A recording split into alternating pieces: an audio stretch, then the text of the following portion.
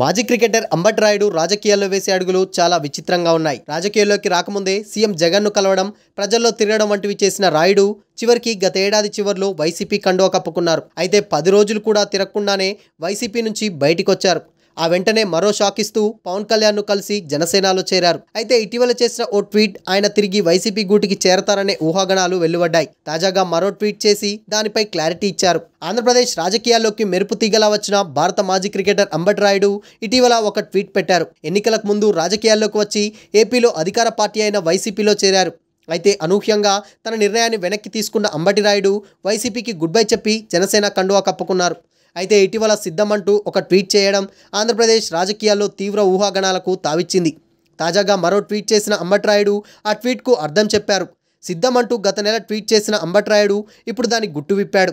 ఇక జనసేన విడుదల చేసిన స్టార్ క్యాంపెయినర్ల లిస్టులో కూడా అంబటి రాయుడు చోటు దక్కించుకున్నారు. మార్చి 27వ తేదీన సిద్ధమంటూ మాజీ క్రికెటర్ అంబటి రాయుడు ట్వీట్ చేశారు.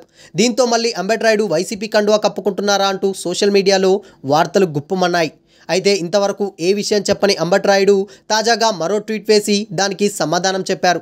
సిద్ధమని తాను చెప్పింది జనసేన అధినేత పవన్ కళ్యాణ్ను సీఎం చేయడానికి సిద్ధం, అందుకు కలిసి నడుద్దామంటూ తాజాగా ట్వీట్ చేశారు. అయితే జనసేన పార్టీ తరపున ఆంధ్రప్రదేశ్ లోక్సభ, అసెంబ్లీ ఎన్నికల్లో ప్రచారం చేసే స్టార్ క్యాంపెయినర్ల జాబితాలో అంబటి రాయుడు పేరును ప్రకటించిన కొన్ని గంటలకే ఆయన ఈ ట్వీట్ చేయడం గమనార్హం. క్రికెట్కి గుడ్ బై చెప్పి రాజకీయాల్లోకి ఎంట్రీ ఇచ్చిన అంబటి రాయుడు వైసీపీ నుంచి గుంటూరు లోక్సభ టికెట్ ఆశించినట్లు ప్రచారం జరిగింది. అయితే ఏం జరిగిందో తెలియదు కానీ హఠాత్తుగా తన నిర్ణయాన్ని మార్చుకొని వైసీపీకి గుడ్ బై చెప్పి జనసేనలో చేరారు. ఇక బుధవారం జనసేన స్టార్ క్యాంపెయినర్ల లిస్టు విడుదల చేసింది. అందులో అంబటి రాయుడు పేరు కూడా ఉంది.